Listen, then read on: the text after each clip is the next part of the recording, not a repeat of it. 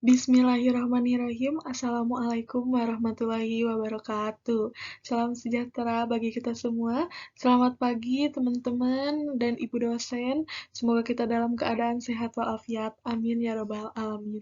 Alhamdulillahirabbil alamin. Pada hari ini saya diberi kesempatan untuk menyampaikan sedikit materi di mata kuliah Bahasa Indonesia dengan dosen pengampu Ibu Neng Siti Qadariyah. Sebelumnya, izin memperkenalkan diri, nama saya Sonia Oktaviani dengan NIM 2103131510 dari kelas reguler D Prodi Manajemen, Fakultas Ekonomi dan Bisnis. Untuk materi yang pertama yaitu mengenai apa sih peran bahasa Indonesia untuk bidang manajemen. Seperti yang kita tahu bahwa bahasa yaitu sebuah alat komunikasi atau alat sesuatu yang digunakan untuk menyampaikan suatu gagasan ataupun ide, yang dimana sesuatu tersebut dapat digunakan untuk mengekspresikan perasaan kita, sehingga apa yang ingin kita sampaikan kepada orang lain dapat dimengerti dan dapat tersampaikan sesuai apa yang kita maksud. Nah, alat komunikasi ini pun baik secara lisan maupun secara tulisan. Selain kita harus mengetahui apa arti dari bahasa, kita pun harus mengetahui apa arti dari manajemen. Nah, arti dari manajemen yaitu sebuah ilmu tentang bagaimana kita mencapai suatu tujuan dengan menggunakan bantuan dari orang lain.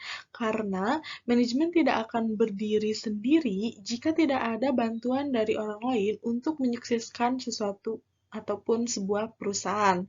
Nah, tentunya dalam dunia bisnis pun, seorang manajer harus bisa mengatur, mengarahkan, dan mengelola kemampuan orang lain untuk mencapai tujuan perusahaan, dan hal tersebut tidak terlepas dari bahasa Indonesia. Nah, selanjutnya yaitu peran bahasa Indonesia untuk bidang manajemen. Nah, di dalam manajemen pun, peran seorang manajer sangat penting dalam penggunaan bahasa di lingkungan kerja. Baik di bidang apapun suatu pekerjaan, penggunaan bahasa di lingkungan kerja sangat penting dan sangat wajib dilakukan. Nah, contohnya, pada saat memberikan perintah kepada karyawannya, seorang manajer harus menggunakan bahasa yang dapat dimengerti dengan baik oleh karyawannya, seperti bahasa yang sopan santun dan bahasa yang mudah dimengerti atau tidak berbelit-belit kepada karyawannya.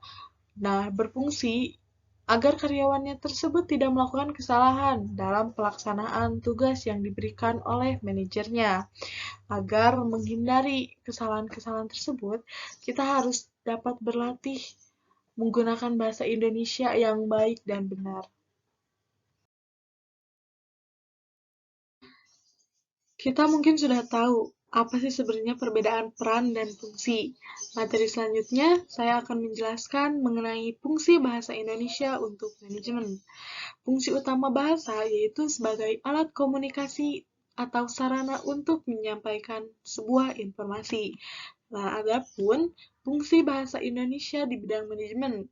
Yang pertama, sebagai alat praktis untuk mengadakan hubungan dengan perusahaan lain. Karena bahasa Indonesia sangat berdampingan dengan beberapa ilmu dan salah satunya yaitu di ilmu manajemen. Nah, yang kedua, sebagai kunci mempelajari pengetahuan-pengetahuan lain untuk mencapai suatu tujuan di dalam perusahaan. Jika perusahaan tidak mengetahui pengetahuan dari perusahaan-perusahaan lain, perusahaan tersebut tidak akan maju. Dan kunci untuk mempelajari pengetahuan tersebut yaitu dengan belajar bahasa Indonesia ataupun menggunakan bahasa Indonesia. Yang paling terakhir yaitu kesimpulan.